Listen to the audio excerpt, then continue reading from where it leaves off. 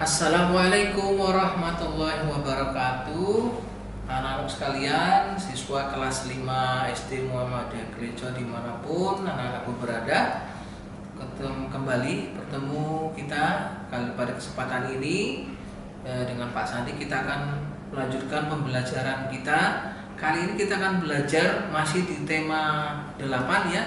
Masih di tema 8 ya, lingkungan sahabat kita. Nah, tetapi kita akan belajar muatan pelajaran IPS ya.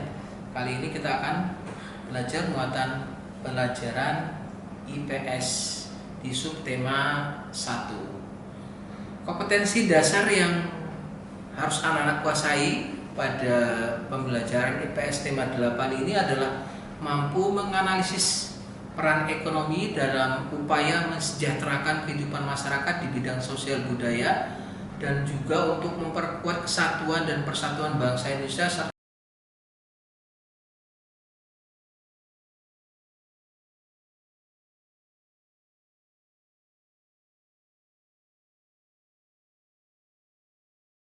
Baik anak-anak, pada pembelajaran tema 8 muatan IPS ini anak-anak akan bersama-sama belajar tentang jenis usaha dan sumber daya alam ya. Di tema 8 ini kita akan belajar tentang beberapa kegiatan ekonomi yang mampu mendukung kesejahteraan masyarakat ya. Untuk memenuhi kebutuhan hidupnya, masyarakat melakukan berbagai usaha, berbagai kegiatan dan jenis usaha yang dilakukan menghasilkan barang dan jasa. Salah satu jenis usaha di masyarakat yaitu mengolah sumber daya alam dari lingkungannya. Ya. Kita mengenal berbagai bentuk kegiatan manusia dalam mengolah sumber daya alam untuk mencukupi kebutuhan hidupnya.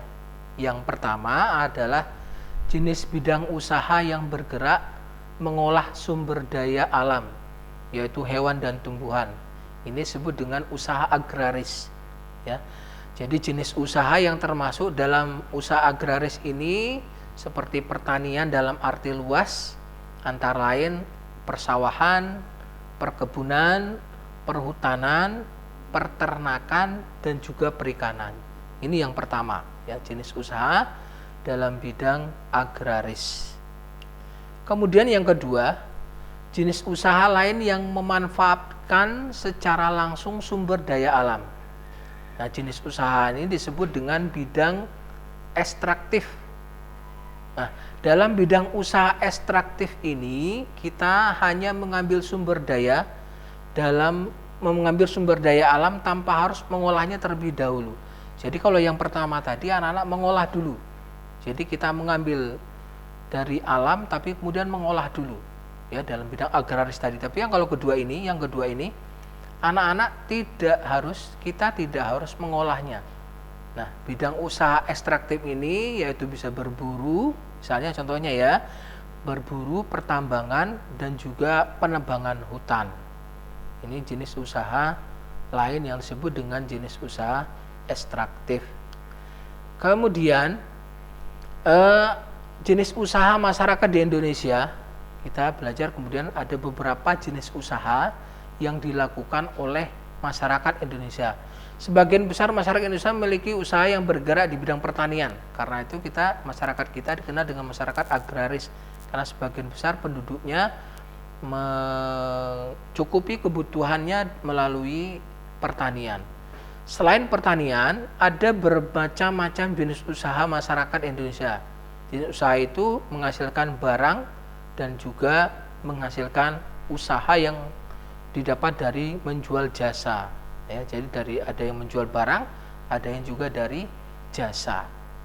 Demikian ya. Nah, ini ada beberapa jenis usaha selain pertanian tadi. Yang pertama dari bidang perindustrian, yang kedua dari perdagangan, dan yang ketiga dari jasa tadi. Jadi ada 3 hal ini yang dilakukan oleh masyarakat Indonesia dalam mencukupi kebutuhannya, meningkatkan kesejahteraannya selain dari bidang pertanian, perindustrian, perdagangan, dan juga dari bidang jasa.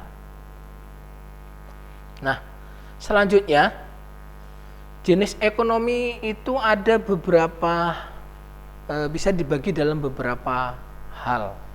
Ya, yang pertama itu adalah jenis ekonomi yang dikelola sendiri. Ya, jenis ekonomi yang dikelola sendiri.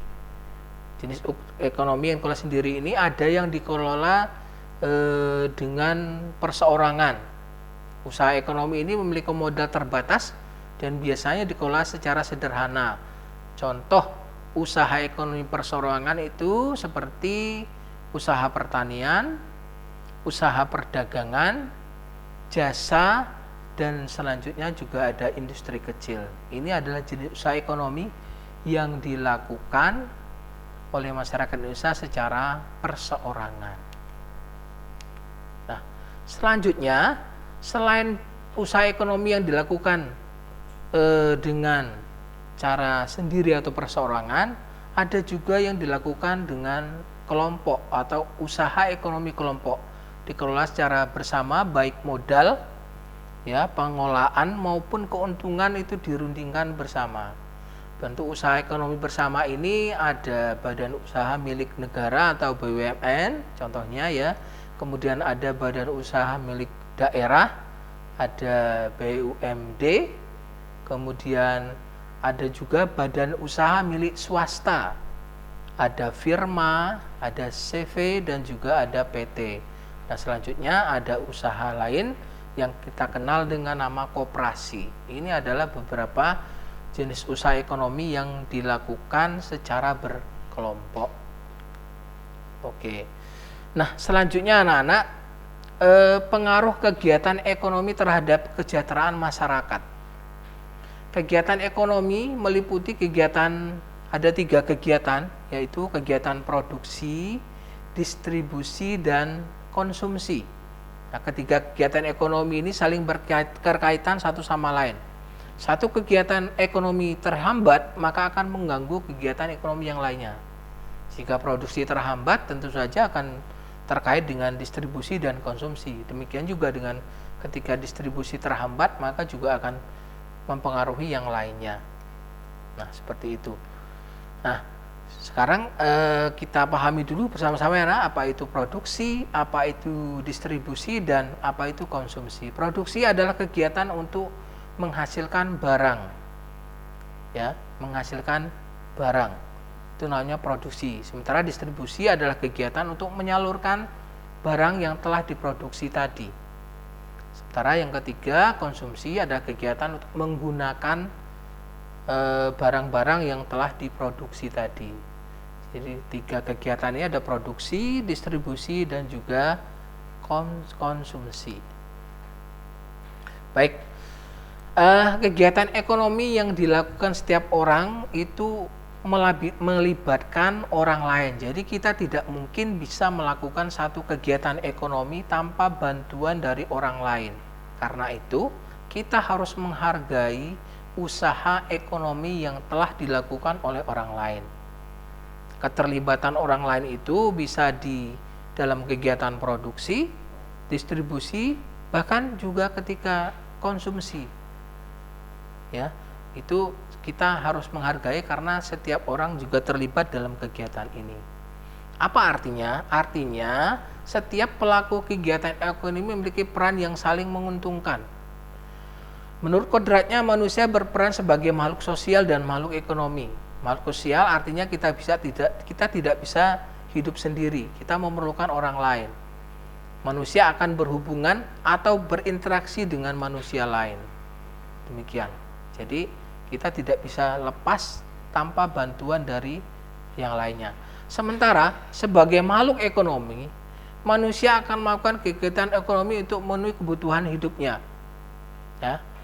Dalam kegiatan kehidupan sehari-hari, baik sebagai makhluk sosial maupun makhluk ekonomi, manusia hendaknya memiliki etika moral. Dengan etika moral, manusia dapat menghargai setiap kegiatan ekonomi yang dilakukan oleh orang lain.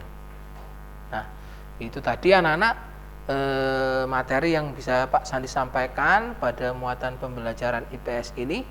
Mudah-mudahan bisa bermanfaat bagi anak semua. Selamat belajar. Terima kasih. Assalamualaikum warahmatullahi wabarakatuh.